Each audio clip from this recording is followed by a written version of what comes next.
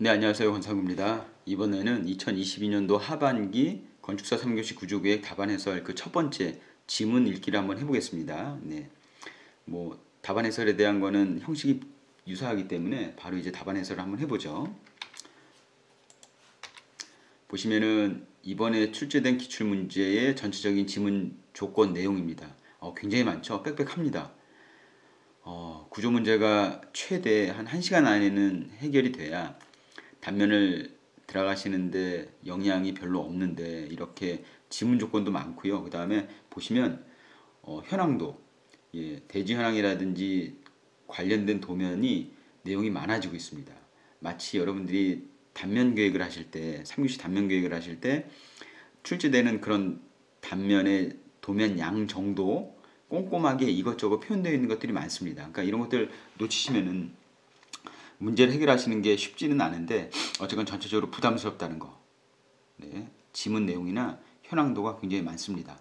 그러니까 어떻게 보시면 여러분들은 그만큼 여러분들이 문제를 풀어나가는 루틴을 좀 꼼꼼하게, 좀 스피드 있게 평상시에 공부를 하고 연습을 하셔야 이 시간 안에, 정해진 시간 안에 문제를 풀 수 있을 것 같습니다.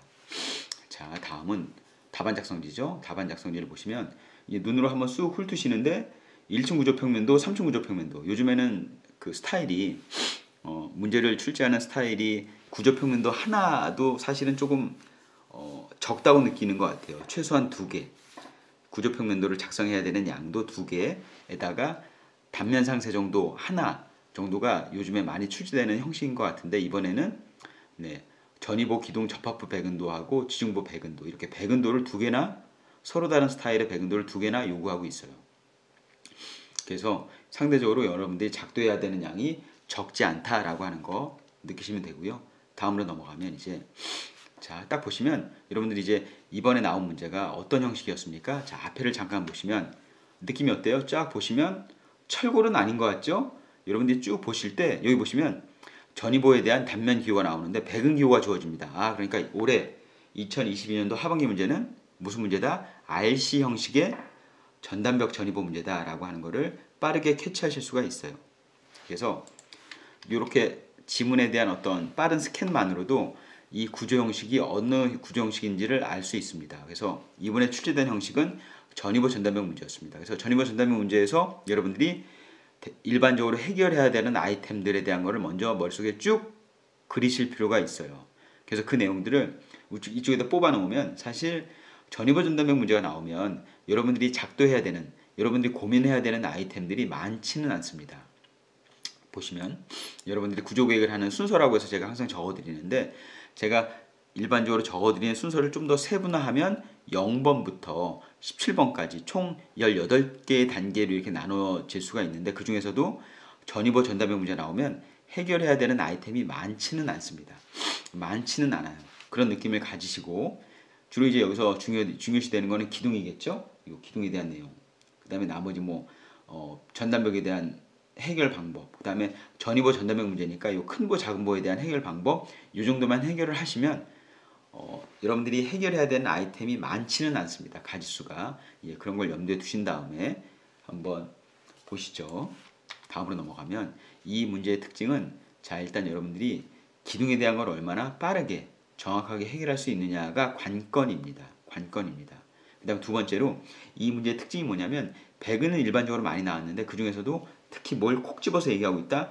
정착에 대해서 알고 있는지, 정착에 대한 개념이 있는지를 알기 위해서 정착에 대해서 표현해 보세요라고 하는 문제로 출제됐습니다. 그러니까 이 문제는 크게 기둥에 대한 문제하고 백은도 작성에 대한 문제로 나누어질 수 있는데요. 이 중에서도 보시면 자 기존에 제가 강조했던 기둥 관련해서 기둥에 영향을 미친 요소 해가지고 제가 쭉 정리해 드린 게 있어요.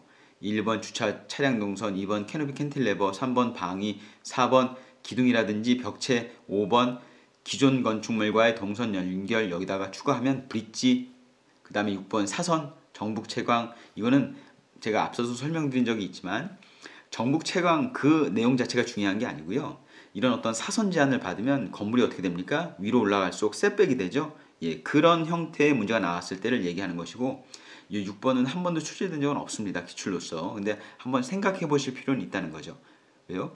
실무에서는 흔히 접하게 되는 어떤 문제이기 때문에. 근데 여기다가 1번부터 6번 내용 외에 이번에 추가로 한 개가 더 나왔죠. 뭡니까? 7번이라고 해서 제가 다 따로 정리해 드렸는데 보행 통로라고 하는 게 나옵니다. 보행 통로라고 하는 게. 자꾸 이 기둥이 어려워지는 이유가 어떤 내용들이 들어와요? 건축 계획적인 요소가 구조 계획을 하는데 선행돼서 먼저 해결돼야 되는 내용으로 나오기 시작합니다. 여기 보시면 이 문제도 마찬가지로 1번 주차 차량 동선에 대한 내용 나오고요. 그 다음에 캐노피 캔틸레버에 대한 계획이 먼저 선행돼야 기둥 위치를 결정할 수 있고요. 그 다음 네 번째. 여기 보시면 네 번째죠. 기둥 역할을 하는 벽체라고 해서 벽체 역할을 하는 기둥, 뭐 이렇게 제가 달리 표현을 했지만 결국은 이 기둥 위치를 마치 어떤 형태의 벽체 형태를 가진 기둥을 어디에다 배치할 것인가 라고 하는 것도 포인트였습니다. 근데 요 6번에는 1번부터 6번에는 해당되지 않는 7번 뭐가 나옵니까? 새로운 용어가 나옵니다. 물론 여러분들이 다른 교시에서 다른 문제들을 푸실 때는 요 보행 통로라고 하는 걸 흔히 접하실 수 있는데 그 보행 통로가 어디까지도 나옵니까? 구조 문제에서까지도 이제 출제되기 시작했어요.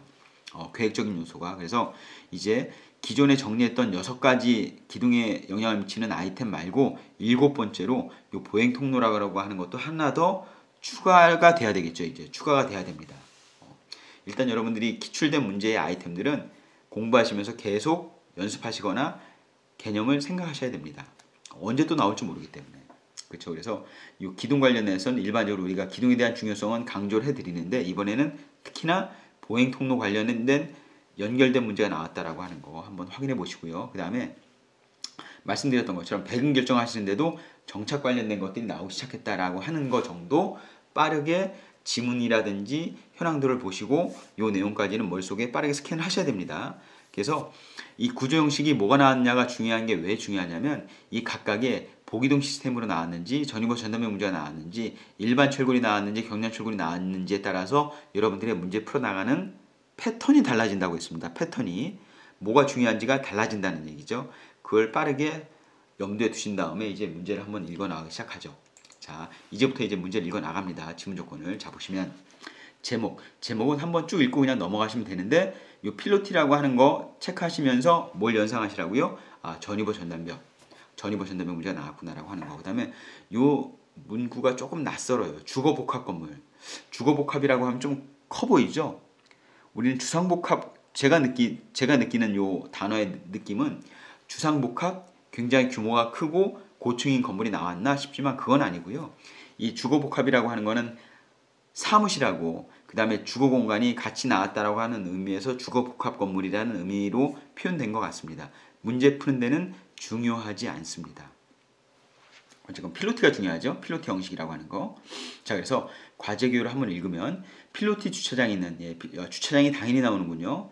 전이버 전담형 문제하고 주차장 문제는 뗄 수가 없어요. 그래서 지금까지 전이버 전담형 문제가 3번 나왔는데 모두 다 포인트는 뭐였다? 주차 관련된 내용으로 기둥 위치를 결정하는 게 포인트였다. 에다가 이 문제는 뭐까지도요? 기둥 위치를 결정하는데 보행 통로라고 하는 변수가 하나 더 추가됐다라고 하는 거. 그게 요 올해 22년도 하반기 문제의 포인트입니다. 그래서 문제에서 요구하는 내용은 뭐냐면 구조평면도를 작성하고 배근도를 작성하라고 하는 게 문제였는데 잠깐 보시면 구조평면도를 작성하라고 했는데 몇 층 구조평면도를 작성하라는 말은 구체적으로 안 하죠. 근데 우리는 앞에서 보고 왔습니다. 어디서 보고 왔냐면 앞에서 보시면 여기 보시죠. 답안 작성지에 1층 구조평면도하고 3층 구조평면도라고 하는 게 여기 써져 있기 때문에 우리는 이걸 미루어 봐서라도 여기서 말하는 구조평면도는 몇 층이라고요? 1층, 3층이다라고 하는 거 염두에 두시면 됩니다. 그래서 여기다가 살짝 딱 이렇게 치신 다음에 1층, 3층 이렇게 쓰셔도 상관은 없어요. 어쨌건. 그래서 문제에서 요구하는 답안 작성 내용은 구조평면도하고 배근도라고 하는 거. 자 이제 어디로 갑니까? 제가 항상 강조하죠. 과제 교요를 읽었습니다. 그 다음에 바로 제일 가성비가 좋은 거, 이 문제를 전체적으로 파악하는데 제일 빠르게 중요한 아이템을 잡아낼 수 있는 내용이 어디라고요? 그렇죠. 보기죠, 보기. 그래서 보기로 갑니다. 보기로 가면 보기 내용을 봅니다. 낯선 내용이 있는지 없는지 한번 보면은 자, 기둥이 있는데 C1 기둥, C2 기둥이 있군요. 그러니까 C1 기둥, C2 기둥이 크기가 다른데 이 두 가지 형태의 기둥이 주어졌구나라고 하는 거 일단 염두에 두시고요. 그 다음에 여기 나오죠. 보행 통로. 보행 통로. 보행 통로에 대한 걸 우리는 답안 작성하는데 표현을 해야 되겠군요. 이 보행 통로가 이 문제의 포인트군요. 그쵸? 출제자의 포인트입니다. 보행 통로를 가지고 주차장과 연결해서 기둥의 위치를 까다롭게 결정하도록 하는 게 이 문제의 포인트였습니다. 그러니까 여러분들은 이 보행 통로가 지문 조건에서 어떻게 얘기되어지고 있는지 나는 눈 부릅뜨고 한번 볼 거야 라고 하는 마음의가짐을 하셔야 됩니다. 여기서. 그 다음에 당연히 전이보 전단벽 문제는 전이보 전단벽에 대한 내용들은 당연히 그려야 되는 거니까 이 도면폭이라고 하는 거 보기 1번에서는 포인트가 뭡니까? 나머지는 일반적이에요. 크게 뭐 고려할 내용이라든지 중점적으로 봐야 되는 내용은 없는데 이 보행 통로라고 하는 게 눈에 하나 걸리는군요. 자, 그 다음에 보시면 천연콘크리트 기호 표기 방법 예시라고 되어 있는데 여기서 특징적으로 요게 눈에 띕니다. 요게. 자, 보시면 A, B, C라고 하는 게 요 기둥이죠. 기둥 기준으로 해가지고 보에는 백은 기호를 3개 표현하라고 하는 거는 가장 일반적으로 계속 나오는 문제인데 여기 보시면 특정 부재는 백은 기호가 하나만 표기되게 되어 있어요. 우린 요걸 딱 보면 뭡니까? 지지 조건이 한쪽만 있으니까 요걸 우리는 캔틸레버라고 볼 수 있죠. 그래서 요것만 보더라도 이 문제에서 뭐가 출제된다? 캔틸레버가 출제된다라고 하는 거를 느끼시면 됩니다. 그리고 관연도 문제가 좀 충실히 되셨던 분들은 이 표현 방법이 몇 년도에 주로, 그러니까 몇 년도에 본 기억이 나요? 제 기억으로는 20년도 1회차 문제 때 딱 이렇게 표현이 됐습니다. 자, 보시죠. 여러분들도 확인하셔야 되는데 20년도 1회차 문제 때 딱 보기가 이랬습니다. 똑같죠? 20년도 1회차 문제 보기를 그냥 그대로 따왔습니다. 그래서 답안 작성하실 때도 캔틸레버 부분은 백은 기호를 이렇게 3개 표현하는 게 아니고 이렇게 어떻게 해요? 이렇게 캔틸레버 부분의 보는 어차피 백은이 하나의 백은으로 귀결될 수밖에 없기 때문에 보통 이렇게 문제에서 표현 방법을 지정해 주지 않으면 우리 여러분들은 어떻게 하셔야 됩니까? 여기다가 D로 표현하셔야 되죠. 부재 하나에 백은 기호를 3개 표현하라고 하는 게 일반적인데 그렇게 하는 거 수고스럽다는 거죠. 그러니까 캔틸레버라고 하는 게 명확하면 그냥 백은 기호는 어떻게 하나만 작성하라고 하는 스타일이 20년도 1회차 문제 때 한번 나왔습니다. 그게 고스란히 이번에도 출제가 된 것이죠. 뭐 중요한 내용은 아닌데 어쨌건 표현 방법이니까 여러분들 한번 체크하고 넘어오실 필요는 있습니다. 자, 됐습니다. 다음으로 넘어가시죠. 이제 이걸 보시면 지문 조건을 보시면 지문 조건에 나와 있는 도면입니다. 우린 요걸 이제 하나하나 꼼꼼히 보긴 할 텐데요. 특징적으로 우리는 몇 층 구조 평면도하고 몇 층 구조 평면도를 작도하는 거라고요. 1층, 2층, 3에서 5층 이렇게 나와 있는데요. 1층, 2층, 3에서 5층 이렇게 나와 있는데 우리는 각 해당 구조 평면도 중에서도 요 1층 빨간색으로 표현되어 있는 요 1층 구조 평면도를 그려야 되고요. 2층은 건너뜁니다. 그 다음에 3층 구조 평면도를 그려야 되는 것이죠. 그쵸? 그 다음에 보시면 여기서 한 가지 생각하셔야 될 게 3층에서 5층 평면들은 주어집니다. 그러니까 3층, 4층, 5층에 해당되는 이 부분에 해당 평면들은 주어졌어요. 근데 여기 주거라고 하는 몇 층이 주어지지 않았죠? 6층 구조 평면, 6층에 대한 평면도가 주어지지 않았습니다. 그러니까 이 부분은 그냥 문제에서 그렇게 중요하게 다루어지는 부분은 아니니까 그냥 건너뛸까? 아니면 이 부분은 어떻게 문제에서 표현될까라고 하는 것도 한번 염두에 두실 필요는 있는 것이죠. 우리가 답안 작성지로 작성해야 되는 그 평면들은 다시 한번 말씀드리면 1층하고 3층입니다. 1층하고 3층입니다. 그러니까 이 주거에 해당되는 6층 부분은 사실 우리의 관심사는 아닙니다. 그래서 지문 조건에서 이 부분에 대한 조건을 줄 수도 있고 주지 않을 수도 있는데 그거에 대한 건 한번 생각해 볼 필요가 있다라고 하는 거죠. 자, 그럼 이제 우리는 하나하나 각 평면도에서 한번 살펴보면요. 자, 1층 평면도를 먼저 봅니다. 1층 평면도를 보면 위에 6m 도로가 있고 밑에도 6m 도로가 있네요. 이렇게 도로가 구조에서 도로가 2개 주어진 거는 처음인 것 같습니다. 2009년도 이후로 주차 문제가 쭉 나왔을 때, 그러니까 주차 문제가 나오기 처음 시작한 게 2018년도니까 2018년도 이후로 한번 거슬러 생각해도 도로가 현황도에 도로가 2개 주어진 거는 처음인 것 같아요. 그래서 여기면 도로경계선이라고 하는 게 표현이 됐고요. 자, 이제 다음으로 넘어가서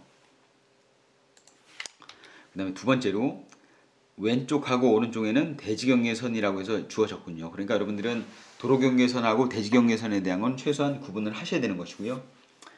자, 다음에 이제 특징적인 게 뭐냐면 여기 보시면 관리실, 조경 공간 이런 것들이 괜히 주어지진 않았을 거라는 거죠. 적어도 우리가 생각하기에는 관리실 이 부분에는 뭐가 올 수는 없습니까? 그죠. 주차 계획을 할 수는 없겠군요. 이 조경 공간도 적어도 보행 통로라든지 보행 통로에 의해서 이 공간이 침해받을 수는 없는 것이고 주차장 관련해서도 이 공간은 피해서 주차 계획이 돼야 되겠군요. 라고 하는 정도. 그러니까 관리실하고 조경 공간이라고 하는 요 아이템, 요 문구가 지문 조건에 혹시 나올 수 있습니다. 그러면 그런 부분들은 빠지지 말고 체크하셔야 되는 내용이죠. 됐죠? 그 다음에 또 하나.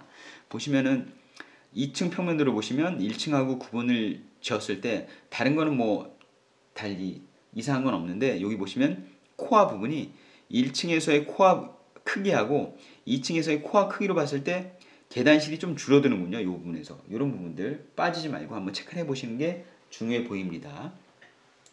그래서 보시면 자, 디멘전을 보면 결국 1층 평면도 상부에 2층 건물 외곽선 여기 보시면 2층 건물 외곽선이라고 하는 걸로 봐서는 요 바닥이 그대로 요 위에다가 오버랩을 했을 때 요렇게 오버랩이 되나 보죠. 그랬을 때 여러분들 항상 디멘전을 체크하셔야 됩니다. 여기 보시면 2층 평면도의 가로 길이가 14.3m 그러니까 여기도 그걸 그대로 오버랩을 했을 때 겹쳐지는 부분의 그 면적이 14.3m가 있는지를 한번 확인해 보시는 거죠. 이게 14.3m 아 그러니까 정확하게 일치하는구나. 그 다음에 세로 부분 12.5m 그러니까 여기도 보시면 여기에서부터 여기까지가 12.5m라고 하는 거를 평면상으로도 확인하셔야 되고 치수적으로도 한번 확인하셔야 됩니다. 여기 보시면 치수가 여러 가지 치수가 복잡하게 많이 나오기 때문에 혹시나 디멘전이 달라질 수 있어요. 그러니까 1층 평면도하고 2층 평면도에 대한 오버랩을 한번 하시는데 그걸 어떻게 치수적으로 한번 오버랩을 하실 필요가 있다. 겹쳐서 한번 확인해 보실 필요가 있다라고 하는 거 생각을 해보시고요. 그 다음에 다음 3층 평면도를 한번 보시면 자 보세요. 3층에서 5층 평면도는 요 부분이 특히나 어디에서는 확인 안 됐던 거죠. 보시면 여기 1층하고 2층 평면도에서는 요 엘리베이터 위쪽, 요 엘리베이터 요 라인을 기준으로 해가지고 위쪽에 평면이 없었습니다. 근데 3층으로 가시는 순간 여기가 불 툭 튀어나오죠. 보니까 요 캔틸레버, 결국 요 부분이 캔틸레버일 텐데 캔틸레버의 디멘전이 1.4m로 나와 있습니다. 1.4m. 요거 확인하셔야 됩니다. 중요하죠. 문제를 푸는데 캔틸레버의 위치하고 캔틸레버의 돌출거리가 얼마인지를 확인하는 건 굉장히 중요합니다. 굉장히 중요합니다. 자, 그리고 보시면 여기 보면 빨간색으로 이렇게 제가 진하게 빨간색으로 세로선을 하나 그어놨는데 이 세로선이라고 하는 게 결국 AA 단면선입니다. AA 단면선을 가지고 여기 와서 확인해 보니 대략 요 위치가 A의 단면선일 텐데요. 여길 딱 끊어가지고 인면도를 보는 순간 여러분들은 뭐가 생각나세요? 아, 그렇지. 우리가 지금 확인한 요 캔틸레버가 결국 인면선에서도 캔틸레버로 확인이 되는구나 라고 하는 거고 요 부분 놓치시면 안 됩니다. 결국 우린 뭐라고요? 이 부분 3층 바닥 구조 평면도를 그려야 되기 때문에 작도를 해야 되기 때문에 이 부분의 돌출 부분이 어딘지를 확인하는 건 굉장히 중요합니다. 에다가 우리는 1층 구조 평면도를 그려야 되기 때문에 요 바닥에 대한 컨디션도 요 바닥에 대한 제한 조건, 요 바닥에 대한 지문 조건을 확인하시는 것도 굉장히 중요하죠. 그러면 제가 여기 녹색으로 표현한 요 부분이 뭐라고요? 네, 이 부분은 우리가 답안 작성지로 표현할 부분은 아닙니다. 이 부분이 사무실에 올라가는 부분이군요. 아, 그러니까 우리가 중요하진 않지만 지문 제목에서 주거 복합 건물이라고 한 복합이라고 하는 얘기가 요 사무실 때문에 주거하고 복합이라고 하는 개념 두 가지 용도가 들어가기 때문에 복합이라고 했구나라고 하는 거를 여기서 확인하실 수는 있고요. 됐죠? 넘어갑니다.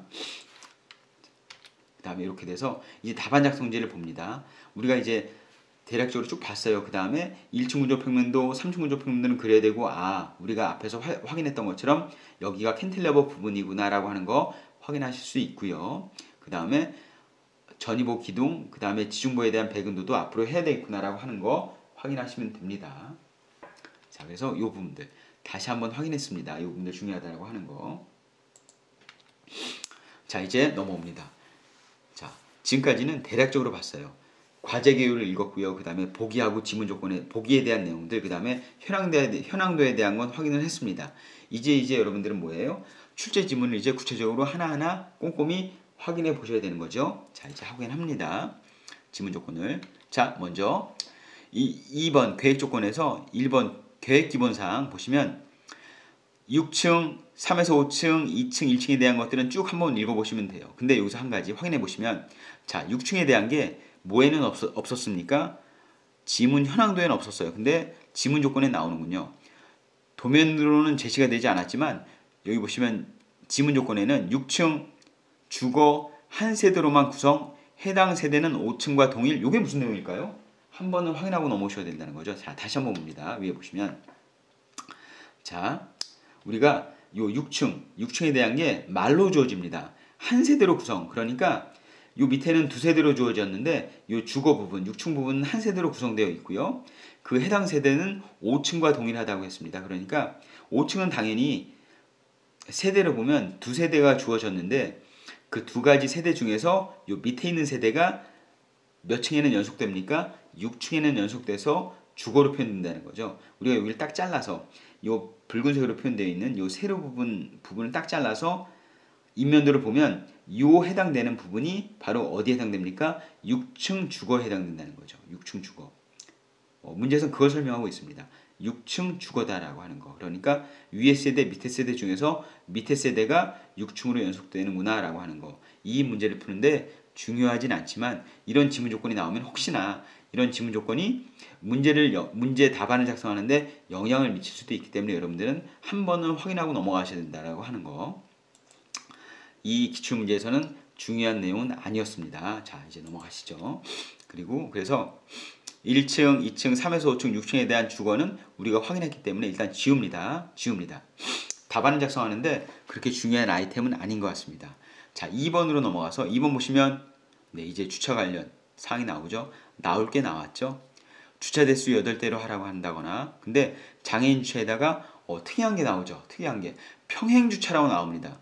여러분들은 특이한 게 아닌데 저한테는 좀 낯섭니다. 평행 주차라고 하는 거. 그래서 지금까지는 이 문제 전까지는 장애인 주차하고 일반 주차에 대한 내용은 나왔는데 에다가 이 문제는 평행 주차라고 하는 게 하나 더 들어옵니다.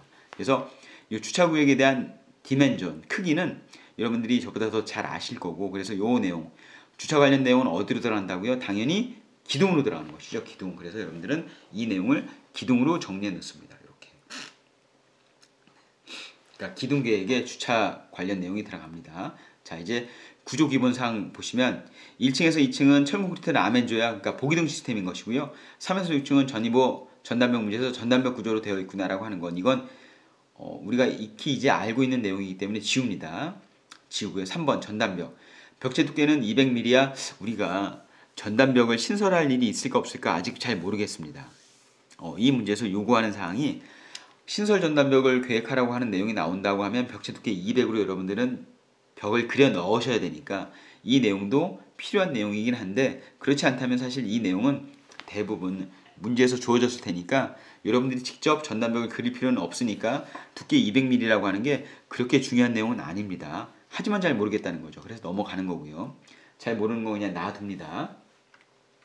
자, 그 다음에 기둥 관련해서 여러분들 기둥 관련해서 보시면 C1 기둥 400에 1000, C2 기둥 400, 600 일단 집어넣습니다. 여기 어디에다가요? 기둥 관련된 내용으로 집어넣었죠.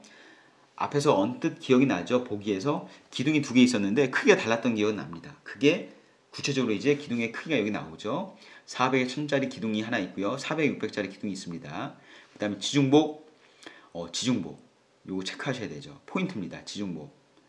지금까지는 보지 못했는데 우리가 답안 작성지에서 지중보라고 하는 내용을 봤기 때문에 지중보에 대한 내용이 어떻게든 지문 조건에서 설명이 될 거야 라고 하는 거는 유추해서 생각을 할 수가 있는 것이고요. 근데 구체적으로 이제 나왔죠. 지중보에 대한 크기가 400에 1000으로 주어졌습니다. 작지 않죠. 보 크기로는 작지 않습니다. 이 지중보가 앞으로 어떻게 전개될지는 잘 모르겠지만 어쨌건 보에 집어넣습니다. 보. 나는 지중보를 고려할 거야. 왜? 우리는 지중보에 대한 배근을 해야 되기 때문에. 네, 지중보에 대한 배근을 해야 되기 때문에 이 지중보에 대한 거는 보에 대한 아이템을 집어넣습니다. 그래서 내용 정리를 이렇게 차분히 합니다. 각각의 해당 아이템으로 집어넣고요. 자, 네 번째로 전이보의 단면 치수 및 배근도. 이제 나왔죠? 배근 관련해서. 그래서 보시면 자, 400에 700 하나의 크기의 전이보가 주어졌습니다. 근데 이걸 이제 그룹핑 하셔야 되는데 보시면 상부 배근이 많습니까? 하부 배근이 많습니까? 상부 배근이 많습니다. 특이하죠. 일반적인 문제는 보통 뭐가 많습니까? 하부 배근이 많습니다. 플러스 배근이 많은데 이 문제는 상부 배근이 많습니다. 그만큼 여러분들은 상부 배근을 집어넣으실 때 좀 더 세분화해서 생각하실 필요가 있다라고 하는 거. 그래서 여기 보시면 A 배근, C 배근, E 배근이라고 하는 걸 여기다가 배근 결정을 하기 위해서 그룹핑을 합니다. 하부 배근, B 배근, D 배근이라고 하는 거 하부 배근으로 그룹핑 하시고요. 그 다음에 어떤 게 어떤 배근보다 큰지를 부등호로 표현하시면 됩니다. 됐죠? 그래서 계획 조건에 대한 건 간단하게 이렇게 정리가 됐습니다. 여러분들은 이렇게 지문 조건을 읽으시면서 그냥 지문 조건대로 눈으로 따라 읽으시면 머릿속에 들어오는 양이 극히 적어요. 그래서 여러분들이 반복적으로 지문 조건을 읽는다고 하더라도 여러분 머릿속에 남는 지문 조건은 많지 않다라고 하는 거. 그래서 가급적이면은 이렇게 우측에다가 제가 정리하듯이 각각의 아이템이 어떤 카테고리에 들어가야 되는지를 구분하신 다음에 그 카테고리에다가 내용 정리를 하시는 게 중요합니다. 여러분들이 적어도 지문을 읽으실 때 이 내용은 어떤 거 관련된 내용이라고 하는 그 구분을 하실 줄 아신다면 굉장히 연습이 많이 되신 분들이에요. 지문을 이해하고 있다는 내용입니다. 그래서 평상시에 공부하실 때도 해당 내용이 큰 카테고리에 어디에 해당되는지를 항상 집어넣으시면서 공부하시는 게 중요하다고 생각을 합니다. 자, 이제 본격적으로 무슨 내용이 나와요? 고려사항을 봅니다. 고려사항을. 이 고려사항이 결국은 여러분들이 구조계획을 하는데 제일 키포인트가 되는 내용들을 다 여기다 몰아놓기 때문에 고려사항은 제일 중요합니다. 지문 조건을 읽는데. 자, 보시면 항상 나오죠. 구조부재는 경제성, 시공성, 공간의 활용성 등을 고려하여 합리적으로 계획한다. 이 지문 조건이 있던 없던 여러분들은 항상 머릿속에 이걸 넣으시고 지문 조건을 읽으셔야 됩니다. 너무나 중요한 내용이지만 너무나 당연한 내용이기 때문에 일단 지웁니다. 답안 작성하는 데는 큰 카테고리 내에서는 중요하지만 이 내용 자체가 여러분들의 도면 작성을 하는데 답안 작성을 하시는데 구체적으로 영향을 미치지는 않습니다. 일단 그 정도 그냥 이해하시고 넘어가고요. 다음으로 넘어가서 횡력은 주로 코어에 지지한다. 횡력은 주로 코어가 지지한다. 어디에다 넣을까요? 전단벽에다 넣겠습니다. 전단벽. 횡력은 주로 코어가 지지한다. 그러니까 별도의 횡력 저항 지지 시스템은 고려할 필요가 없겠다라고 하는 내용으로 읽혀지시죠. 그래서 횡력은 주로 코어가 지지한다라고 하는 거 전단벽에다 넣겠습니다. 자, 넘어가고요. 세 번째, 보 단면은 중력 하중에 의한 횡 모멘트만 고려한다 라고 하는 거. 만약에 이 문제에서 보에서 스트럽이라든지 기둥에서 띠철근에 대한 언급이 있었다면 휜 모멘트만이라고 하는 얘기를 이 지문 조건으로 넣지는 않았을 겁니다. 만약에 스트럽이라든지 띠철근에 대한 내용까지도 답안 작성하는데 포함되는 내용이라고 하면 휜 모멘트뿐만 아니라 뭐까지도 언급이 됐을까요? 전단력까지도 언급이 됐겠죠. 아니면 기둥은 충력까지도 언급이 됐을 텐데 그렇게까지 문제가 전개되지는 않았기 때문에 이 문제에서는 그냥 여러분들이 보배근을 하는 데 있어서 휜 모멘트만 고려해서 배근을 하라는 의미지만 사실 이 내용도 크게 답안 작성하는데 영향을 미치지는 않습니다. 그러니까 지우겠습니다. 지우고요. 자, 다음으로 넘어가서 보시면 이 내용이 중요하죠. 자, 이 문제에서는 기초에 대한 얘기를 합니다. 근데 앞서서 우리는 지중보에 대한 내용은 중요하다고 말씀을 드렸습니다. 왜요? 우리는 지중보에 대한 배근을 해야 되니까. 근데 이 문제에서는 이 지중보에 대한 기능이 나오고 있어요. 기능. 이 지중보가 하는 역할이 뭡니까? 지중보라고 하는 거는 뭐예요? 독립기초 길이를 연결하는 역할을 합니다. 제가 앞서서 구조 팁에서도 이 지중보에 대한 설명을 드렸어요. 그래서 여러분들은 만약에 이 동영상을 먼저 보시고 앞서서 제가 올려드렸던 지중보 이해라고 하는 그 구조 팁을 보지 않으셨다면 이 타이밍에서 딱 이걸 멈추신 다음에 뭘 먼저 보고 오셔야 되냐면 지중보에 대한 이해를 먼저 보셔야 되는데 그 지중보에서 설명을 하고 있죠. 지중보라고 하는 거는 어떤 기능이 있다고요? 독립기초를 서로 연결하는 역할을 하고 있습니다. 어떤 분들은 그렇게 질문하세요. 이 지중보가 토합을 받는 겁니까? 물론 토합을 받을 수도 있고 받지 않을 수도 있습니다. 근데 그게 중요한 건 아닙니다. 이 지중보의 본래 역할은 독립기초를 서로 연결하는 역할을 하는 겁니다. 그래서 이 지중보에 대한 기능 설명을 여기서 하고 있고요. 그 다음에 독립기초라고 하는 얘기가 있으니까 여러분들은 혹시나 이 문제에서 독립기초에 대한 크기가 주어졌다면 1층 구조평면도의 독립기초를 작도하시는 게 맞고요. 근데 이 문제에서는 독립기초에 대한 크기까지는 주어지지 않았기 때문에 독립기초를 여러분들이 작도해야 되는 작도 대상은 아닌 걸로 여겨집니다. 어쨌건 기초는 독립기초라고 하는 거. 그래서 이 내용도 어쨌건 염두에 두셔야 되기 때문에 어디에다 집어넣습니까? 어디에다 집어넣습니까? 그렇죠. 지중보하고 연결해서 여기 큰 보, 작은 보라고 하는 보에다가 일단 집어넣겠습니다. 집어넣고요. 자, 다음으로 가서 코어 내부에는 별도의 구조계획을 하지 않는다. 자, 이 말은 코어 내부에는 별도의 구조계획이라고 했지만 별도의 보계획을 하지 않는다고 받아들이시면 돼요. 제가 오프라인으로 수업을 할 때는 이 내용에 대한 거를 연역을 말씀드립니다. 이 코어 내부에 대한 별도 구조 계획을 하지 않는다가 문제를 푸는 데 있어서 어떤 의미를 가지고 있는지, 하지만 이 내용에서는 일단 요 2020년도 하반기 답안 해설에서는 그 내용까지 설명하기는 좀 많으니까 일단 요거는 넘어가는데요. 넘어가는데 요거는 어디에다 집어넣을까요? 보계획에다 집어넣겠습니다. 그래서 일단 이런 지문 조건이 나오면 여러분들은 이렇게 받아들이시면 돼요. 아, 코어 내부에는 별도의 나는 보계획을 하지 않겠다. 그냥 두겠다라고 하는 겁니다. 그러니까 출제자도 이 내용은 코어 내부까지 구조계획은 신경 쓰지 말라는 얘기입니다. 중요하지 않으니까 라고 하는 정도의 뉘앙스를 가지고 있습니다. 자, 그래서 공통사항에 대한 내용 나오는 대로 어디에다가요? 해당 아이템에다가 이렇게 집어넣으시면 됩니다. 요 연습이 중요해요. 됐죠? 자, 이제 기둥계획을 가겠습니다. 기둥계획. 보시면 기둥은 6개로 계획한다 라고 하는 거. 기둥 6개 중요하죠? 기둥은 여기다 집어넣습니다. 제가 이미 C1 기둥에 대한 디멘전을 정리했어요. C2 기둥에 대한 치수 정리했습니다. 근데 이게 각각 몇 개씩이요? 그래서 3개씩 계획하라고 하는 거. 그래서 여러분들은 더 계획하고 싶어도 계획하시면 안 되고 이 각각의 기둥별로 딱 3개를 가지고 기둥 계획을 하시면 됩니다. 자, 다음 두 번째. 이 내용은 그렇게 중요하진 않군요. 1층과 2층의 기둥 위치는 동일하게 계획한다 라고 하는 거. 그래서 여러분들이 1층에서 기둥 계획이 됐다면 그 기둥 계획을 그대로 쭉 몇 층 바닥까지요? 3층 바닥까지 쭉 올리시면 됩니다. 그래서 이 내용은 답안 작성하는데 그렇게 큰 영향을 미치지 않기 때문에 삭제하도록 하겠습니다. 그래서 여기 있는 내용들을 계속 정리합니다. 이런 식으로. 자, 보세요. 다시 한번 상기합니다. 자, 우리는 어떤 구조평면도를 그린다고요? 1층 바닥 구조평면도하고 3층 바닥 구조평면도를 그려야 되고요. 3층 바닥 구조평면도는 특이하게 캔틸레버 부분이 있고요. 그 다음에 요 부분을 잘라서 봤을 때 이런 형상의 구조 단면도가 나오는데 이 3층이라든지 이 구조 단면도를 머릿속에 넣으신 상태에서 계속적으로 뭘 읽어 나갑니까? 지문 조건을 읽어 나갑니다. 자, 다시. 아직 기둥 조건이 끝나지 않았습니다. 자, 3번 보시면 기둥은 횡화 중 작용 시 건물의 비틀림이 최소화되도록 계획한다. 여러분들 이 지문 조건을 보시면 딱 느끼시는 순간 여러분들은 몇 년도 관년도가 떠오르셔야 돼요. 건물의 비틀림이 최소화되도록 계획한다. 2016년도.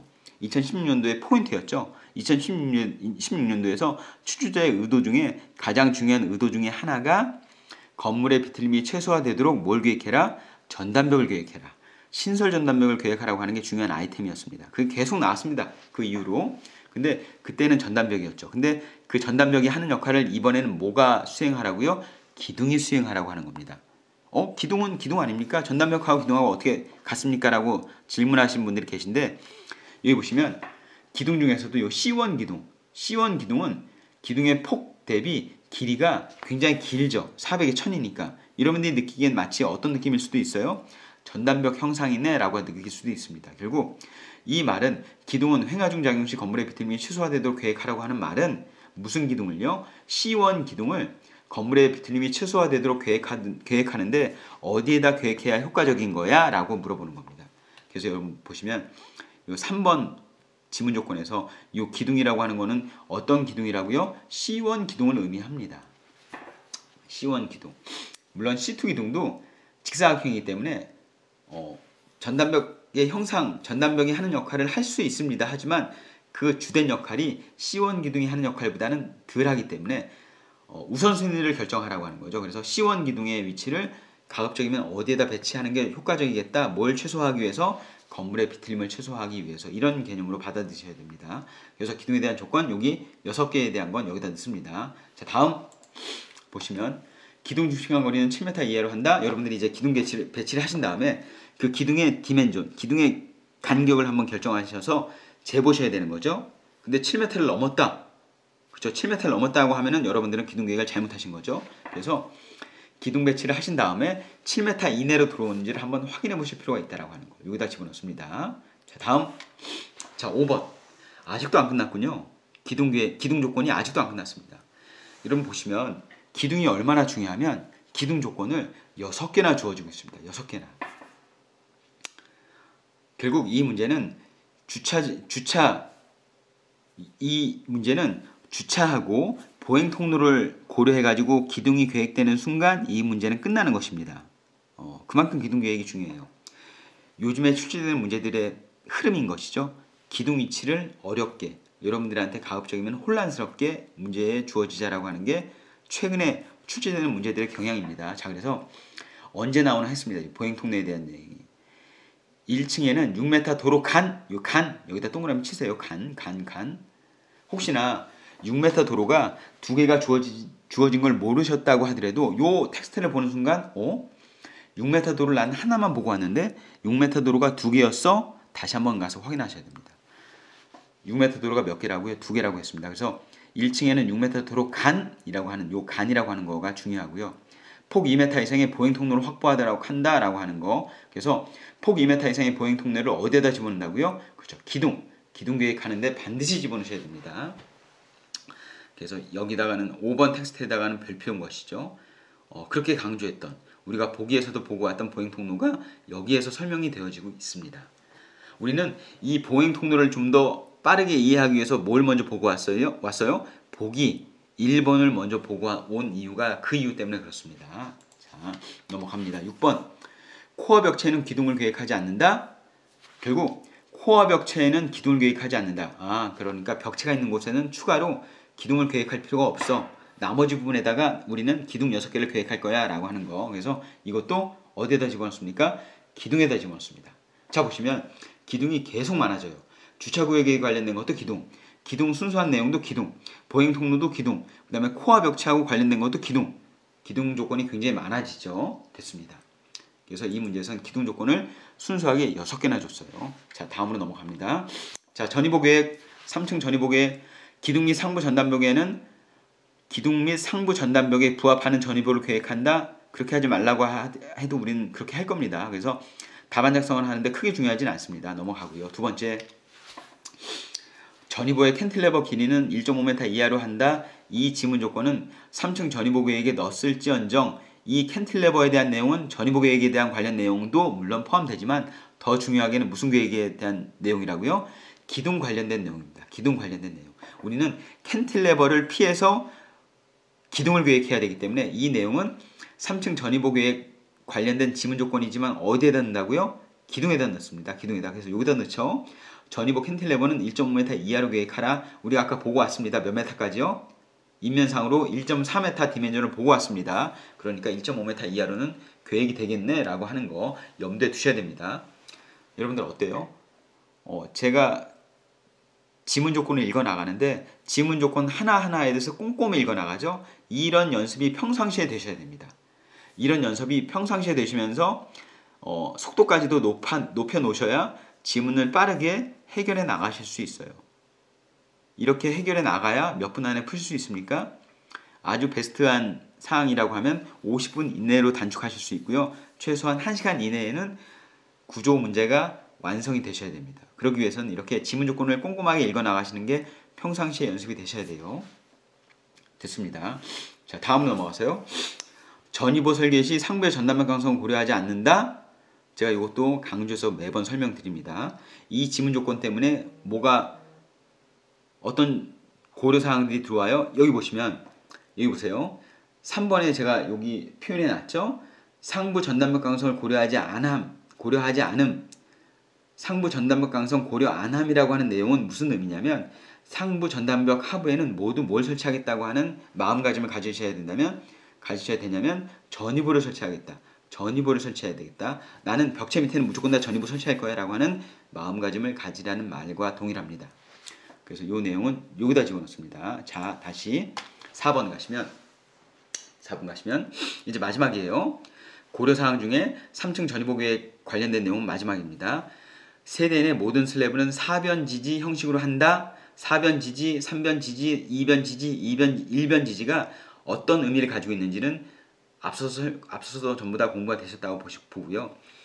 일단은 세대 내 모든 슬래브는 4변 지지로 한다. 슬라브 주변은 모두 다 뭘 계획해라? 보를 계획하라고 하는 의미입니다. 그래서 이 내용은 큰 보 작은 보를 계획하는 2번 큰 보 작은 보 계획 조건에 집어넣으셔도 되고요. 저는 따로 이렇게 슬래브 그 구조 계획 양식으로 이 4번 카테고리에 집어넣긴 했지만 이 내용 결국 무슨 조건이라고 하는 거? 보 계획하는 데 조건입니다. 보 계획하는 조건이에요. 그래서 요 4번 슬래브 조건에다 넣으셔도 되고요. 요 내용을 어디에다 넣으셔도 된다? 큰 보 작은 보 조건에다 넣으셔도 상관은 없습니다. 어디에다 넣던 중요한 건 뭐라고요? 슬래브 내 변에는 뭘 계획하겠다? 보를 계획하겠다라고 하는 게 중요하다라고 하는 거. 됐습니다. 보시면 지금까지 계획 조건하고 그 다음에 구조 계획 사항 내용들을 쭉 정리하니까 이렇게 내용들이 정리가 됐네요. 여기서 가장 중요한 내용은 뭐라고요? 1번 기둥에 대한 조건이 가장 중요하다라고 하는 거 다시 한번 강조드려요.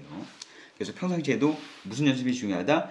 지문 조건을 읽으신 다음에 이게 큰 카테고리 안에 어디에 들어갈 것인가 라고 하는 것도 평상시에 연습을 하셔야 됩니다. 자, 됐습니다. 넘어갑니다. 이제 도면 작성 요령이 나와요.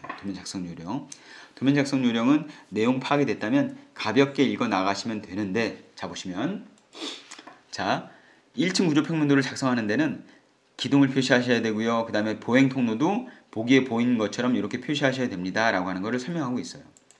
두 번째, 자 주차 단위 구획도 표현해야 되는데 여기 보기 계획에 주차 단위 계획이 나옵니까? 그렇지는 않습니다. 하지만 명확하게 1층 구조 평면도에는 보기에는 표현되어 있지는 않지만 주차 단위 구획을 표현하라고 나와 있으니까 우리는 뭘 알아요? 주차 단위 구획의 디멘전을 아니까, 크기를 아니까 그 크기대로 여러분들은 표기하셔야 됩니다. 근데 보시면 여기서 이런 내용들이 이제 빠졌죠. 이걸 어떻게 표현할 것인가? 분명히 1층 구조 평면도에는 지중보도 표현이 돼야 될 것 같고 기초도 기초도 지문 조건에서는 언급이 됐기 때문에 표현해야 될 것 같은데 이 기초는 독립기초에 대한 내용은 우리가 독립기초에 대한 크기를 알 수 없기 때문에 표현할 방법이 없습니다. 그 다음에 이 지중보도 가만히 보시면 도면 작성 요령에도 지중보를 표현하라는 내용은 나와 있지 않아요. 그 다음에 보기 1번, 보기 2번에도 나와 있지 않습니다. 그래서 제가 보기에는 여러분들이 답안 작성을 하시는데 지중보를 표현하셔도 되고 표현하지 않는다고 하더라도 크게 문제가 되지는 않을 것 같습니다. 출제자의 의도는 지중보까지 도면에다가 표기하라고 하는 것 같지는 않아요. 근데 여러분들은 표기할 수 있으면 표기하실 수도 있습니다. 우리는 뭘 아니까? 지중보에 대한 폭을 아니까. 지중보에 대한 폭이 얼마라고요? 지중보에 대한 보폭이 400이니까 400 정도로 해가지고 여러분들이 기둥끼리를 연결해서 뭐를 표현할 수 있다? 지중보를 표현하실 수도 있습니다. 그래서 여기서는요, 지중보를 표현하시던 안 하시던 크게 문제가 될 것 같지는 않다 정도로 정리하시면 될 것 같습니다. 다음에 3층 구조 평면도를 작성하는데 전이보하고 하부층 기둥 위치를 보기 1에서 나와 있는 것처럼 이렇게 표현하라고 하는 것이죠. 그래서 여기 나와 있는 기둥, 전이보, 전단벽은 여러분들이 표현하셔야 될 것 같습니다. 필요하다면. 자, 두 번째. 자, 이게 중요한 것이죠. 이 문제에서도 배근에 대한 기호를 표현하라고 되어 있는데 전바닥에 다 표현하라고 나와 있지는 않습니다. 이것도 요즘 출제 문제들의 흐름인 것이죠.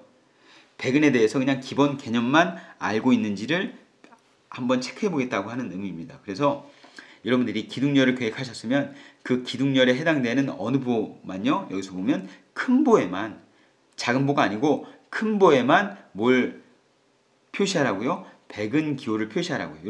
이렇게 배근 기호를 표시하라고 나와 있습니다. 그래서 상대적으로 이 문제는 다른 것도 확인하고 표현할 게 많기 때문에 상대적으로 뭐에 대한 부담은 줄여줬어요? 배근에 대한 부담은 줄여줬습니다. 여러분들은 뭐만 표현하시면 돼요? 기둥이 있는 위치에 X열만 표현하시면 됩니다. 그래서 이 X열이라고 하는 게 어느 부분인지를 확인하시면 여기가 X열 문제에서 주어졌죠. 그러니까 이 세로 부분에 해당되는 부분 어디 위치인가에 여러분들은 큰보 배근만 집어넣으시면 됩니다. 되셨죠? 그 다음에 캔틸레버 기호는 지지단 부분만 표기한다. 아까 제가 맨 처음 서두에 이 백은 기호를 어떻게 표현할지를 설명하고 넘어왔습니다. 그러니까 그렇게 표현하시면 됩니다. 자, 다음. 자, 이제 이 부분이죠. 전이보 기둥 접합부 백은도하고 지중보 백은, 이 부분에 대한 백은을 어쨌건 우리는 표현해야 되는데, 이 문제에서 포인트는 뭐냐면 인장철근하고 압축철근을 구분해서 표현할 수 있을지를 물어보겠다고 하는 겁니다. 자, 그래서 여기 보시면 백은도를 표현하는데 뭐 위주로요? 전이보 주군 위주로라고 했습니다. 그래서 여기다가 전이보하고 기둥에 대한 접합부 백은을 하는데 굳이 뭐는 표현할 필요는 없겠다. 문제에서 요구하는 거는 기둥에 대한 백은까지는 표현하지 않아도 될 것 같다. 물론 표현했다고 해서 틀렸다고 보긴 힘듭니다. 근데 이 문제에서는 백은도는 전이보 주군 위주로라고 했으니까 기둥까지도 표현할 필요는 없어 보입니다. 보만 잘 표현하시면 되고요. 이 문제에서의 굉장히 중요한 포인트가 뭐냐면 정착이라고 하는 용어가 나오죠. 그래서 제가 이 문제를 보면서 깜짝 놀랐던 포인트 중에 하나가 바로 이겁니다. 정착까지 이제 얘기가 되어지고 있구나.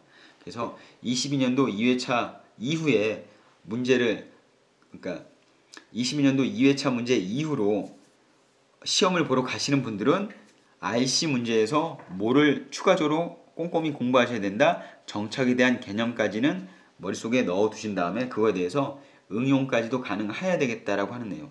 사실 이 정착이란 내용이 제가 기회 나면 말씀드리지만 구조하는 사람들도 굉장히 어려워하는 부분이거든요.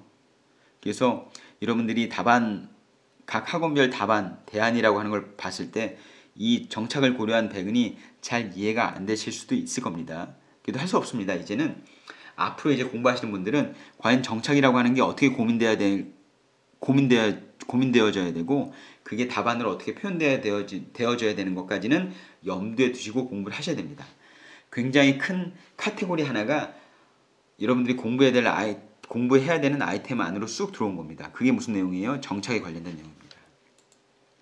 자, 그래서 해당되는 부분들 백은도 나는 작성해야 될 것 같고요. 그 다음에 지중보에 대한 거는 사실 앞서서 말씀드렸던 것처럼 이 지중보 관련된 내용은 제가 구조 팁으로 별도로 빼놨어요. 그러니까 그 부분을 먼저 보신 다음에 이 해설 동영상을 보시는 게 순서적으로 맞을 것 같습니다. 이 부분도 마찬가지로 뭘 고려하라고요?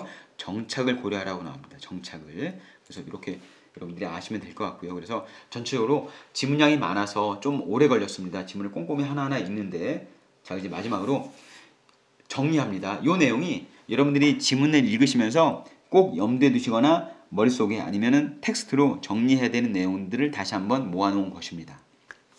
보시면 기둥에서 보행 통로라고 하는 새로운 계획 관련된 아이템이 들어왔다라고 하는 거. 그 다음에 백은에서는 이 정착이라고 하는 아주 낯선 아이템이 새로 들어왔다라고 하는 거. 그 다음에 나머지는 쭉 이렇게 있는데 결국 이 문제를 풀어나가는 포인트는 뭐라고요? 기둥을 해결하는 것이고, 그래서 이 문제에 많은 양의 지문을 활용해서 뭐에 대한 조건으로 설명이 되어지고 있냐면 기둥 관련된 조건으로 설명되어지고 있습니다.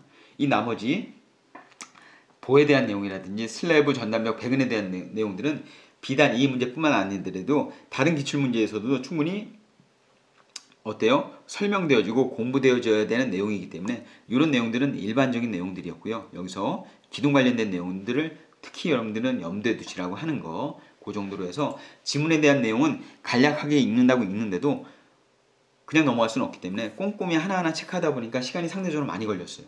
지금까지 지문 읽는 것 중에 제일 많이 걸린 것 같습니다. 이 2022년도 하반기 지문 읽는 게 그만큼 꼼꼼히 읽어야 되는 내용들이 많았다라고 하는 거 염두에 두시고 이 내용들을 머릿속에 잘 기억해 두신 다음에 이제 다음에 설명드릴 구조계획이라든지 백은을 작성하는데 어떻게 이 내용들이 적용되는지를 한번 공부해 보도록 하시죠. 그래서 이번 지문 읽기에 대한 답안 해설은 이 정도로 마치도록 하겠습니다. 예, 수고하셨습니다. 감사합니다.